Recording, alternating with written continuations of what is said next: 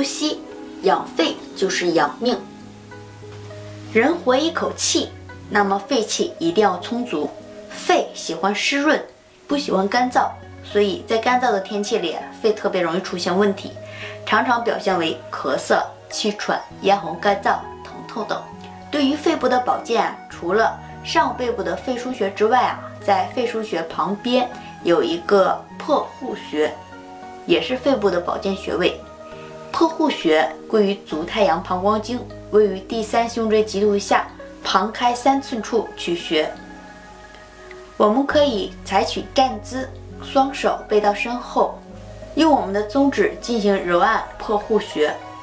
按揉的手法要均匀、柔和、渗透，以局部有酸痛感为佳。每次2到3分钟。如果感觉胳膊酸痛了，那就休息一下，休息时间不宜超过20秒。经常按揉这个穴位，可以让肺所藏的气魄充足，抵御外邪的入侵，保证肺部的健康。每天坚持按1次，调肺、养肺、宣肺、滋肺阴，效果非常好。同时还可以缓解颈背疼痛。养肺要按破户穴，每天坚持1次，你记下了吗？